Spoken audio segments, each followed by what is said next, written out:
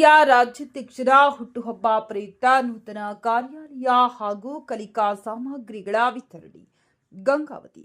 ಕರ್ನಾಟಕ ದಲಿತ ಸೇನೆ ರಾಜ್ಯಾಧ್ಯಕ್ಷರಾದ ಹನುಮಂತ ಜಿಯಲಸಂಗಿಯವರ ಹುಟ್ಟುಹಬ್ಬ ಜೂನ್ 1ರಂದು ಜರುಗಲಿದ್ದು, ಈ ಪ್ರಯುಕ್ತ ರವಿವಾರದಂದು ಕೊಪ್ಪಳ ಜಿಲ್ಲಾ ಘಟಕದ ನೂತನ ಕಾರ್ಯಾಲಯ ಉದ್ಘಾಟನೆ ಹಾಗೂ ಸರ್ಕಾರಿ ಶಾಲೆಯ ಬಡ ಮಕ್ಕಳಿಗೆ ಕಲಿಕಾ ಸಾಮಗ್ರಿಗಳ ವಿತರಣೆಯನ್ನು ಶ್ರೀರಾಮನಗರದಲ್ಲಿ ರವಿವಾರದಂದು ಜಿಲ್ಲಾಧ್ಯಕ್ಷ ಉಡುಚಪ್ಪ ನೇತೃತ್ವದಲ್ಲಿ ಜರುಗಿತು. ಈ ಸಂದರ್ಭದಲ್ಲಿ ಜಿಲ್ಲಾಧ್ಯಕ್ಷ ಉಡುಚಪ್ಪ ಮಾತನಾಡಿ, ಸಂವಿಧಾನ ಶಿಲ್ಪಿ ಡಾಕ್ಟರ್ ಬಿಆರ್ ಅಂಬೇಡ್ಕರ್ ಅವರ ಆಶಯದಂತೆ ವ್ಯಕ್ತಿ ಸಮಾಜದಲ್ಲಿ ಉನ್ನತ ಸ್ಥಾನ ಪಡೆಯಲು ಶಿಕ್ಷಣ ಅತ್ಯವಶ್ಯಕವಾಗಿದ್ದು, ಪ್ರತಿಯೊಬ್ಬರೂ ಶಿಕ್ಷಣವನ್ನ ಪಡೆದುಕೊಳ್ಳುವುದರ ಮೂಲಕ ಸಮಾಜಮುಖಿಯಾಗಿ ಉನ್ನತ ಸ್ಥಾನಕ್ಕೆ ಬರಬೇಕೆಂದು ಕರೆ ನೀಡಿದರು.